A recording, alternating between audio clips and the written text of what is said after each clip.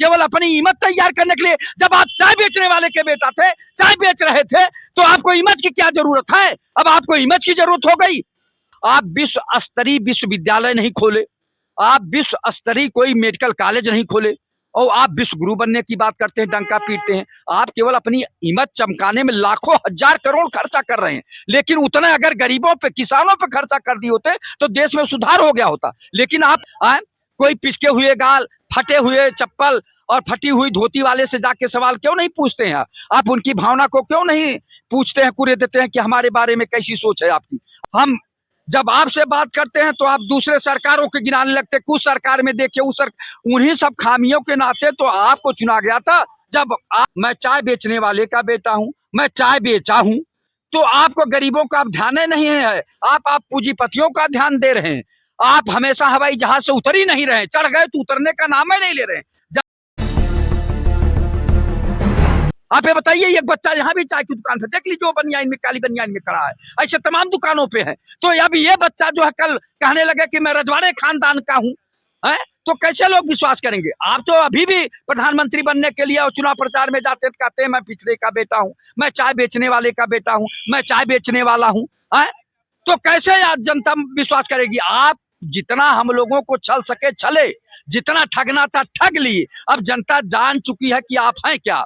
वास्तव में आप बाड़ी के सौदागर हैं, बाड़ी के जादूगर हैं, बाड़ी के व्यापारी हैं। केवल आप छलने का काम किया है।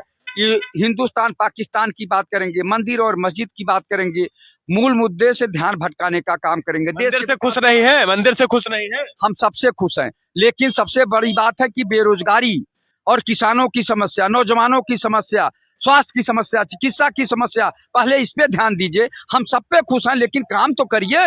आपको काम के लिए हम भेजे हैं, ना कि इधर उधर की बात करने के लिए भेजे हैं कि आप केवल हमको गुमराह करिए। जनता ने आप पे पूर्ण विश्वास किया था, आपको पूर्ण बहुमत की नहीं प्रचंड बहुमत की सरकार दिया, लेकिन आपने क्या किया है जनता ने बखूबी देख लिया। हम जब आपसे बात करते हैं तो आप दूसरे सरकारों के गिनाने लगते। कुछ सरकार में देखिए, उन्हीं सब खामियों के नाते तो आपको चुना गया था। जब आप आए थे, आपने एक वादा दिया, जनता को विश्वास दिलाया कि हम आएंगे, देश से भ्रष्टाचार समाप्त करेंगे, हम आएंगे, देश से बेरोजगारी समाप्त करेंगे, हम आएंगे, देश से महंगाई समाप्त करेंगे। लेकिन आप कहाँ किए? आप बल्कि सिलेंडर को जो 350 400 में लोग करा रहे थे, उसको 1200 तक ले गए। उसके बाद जब चुनाव आया तो 100 200 300 कम करने का काम कर रहे हैं। जब चुनाव आया तब तो ये लालीपाप देना बंद करिए, सच्चाई का काम करिए। देश के प्रधानमंत्री से जनता को बहुत उम्मीद होती है। जनता जो है देश के प्रधानमंत्री को अपना मसीहा समझती है। आप कैसे चौकीदार हैं? हम लोग तो आप कहते थे ना कि देश हमारा है, बॉर्डर हमारा है, सैनिक हमारे हैं, तब कैसे इधर उधर सब कुछ हो जाता है? तो देश हमारा है, बॉर्डर हमारा है, सैनिक हमारे हैं, हवाई अड्डे हमारे हैं। कैसे विजय माल्या, मेहुल चौकसी, नीरव मोदी लाखों हजार करोड़ रुपया लेके बाहर भाग गए? आप कैसी चौकीदारी कर रहे थे? आप तो सजग चौकीदार हैं, चैतन्य चौकीदार हैं, जागरूक चौकीदार हैं। तो आपके चौकीदारी में लोग कैसे लेके भाग गए? दूसरी बात, किसानों का कर्ज माफ करना होगा तो आप कहेंगे पैसा नहीं है। लाखों हजार करोड़ रुपया जो है अडानी का आपने माफ कर दिया, तमाम बड़े उद्योगपतियों का आपने माफ कर दिया। तो वो कैसे कर दिया? तब पैसा हो जाता है। यानी आप गरीबों की बात नहीं करेंगे। और आप कहते थे कि मैं गरीब का बेटा हूं, मैं पिछड़े वर्ग का बेटा हूं, मैं गरीबी बेबसी लाचारी से निकल के आया हूं, मैं चाय बेचने वाले का बेटा हूं, मैं चाय बेचा हूं। तो आपको गरीबों का ध्यान नहीं है। आप पूंजीपतियों का ध्यान दे रहे हैं। आप हमेशा हवाई जहाज से उतर ही नहीं रहे, चढ़ गए तो उतरने का नाम ही नहीं ले रहे, जनता के बीच में जा ही नहीं रहे, जनता के बेबसी लाचारी को देखे ही नहीं रहे। वो आप अभी कह रहे थे ना कि बड़ा अच्छा काम कर रहे हैं। तो आप ये बताइए कि इन गरीबों की बात को क्यों नहीं सुन रहे? केवल मन की बात करते हैं, जन की बात क्यों नहीं करते? जनता के बीच में क्यों नहीं जाते? जब लाखों को भीड़ को संबोधित करते हैं, चुनाव में भी कर रहे हैं, क्यों नहीं उसी में से 10 लोगों को बुला के किनारे का पूछ लेते हैं कि मेरे बारे में क्या सोच है, मैं जो कार्य योजना चला रहा हूं या योजना चला रहा हूं आप तक सही पहुंच रही कि नहीं पहुंच रही, आप मुझसे खुश है कि नहीं खुश है मेरी नीतियों से? चूंकि मैं आपका बेटा हूं, मैं गरीब बेबस लाचार का बेटा रहा हूं, तो आपकी कुछ मदद हो रही है कि नहीं हो रही है?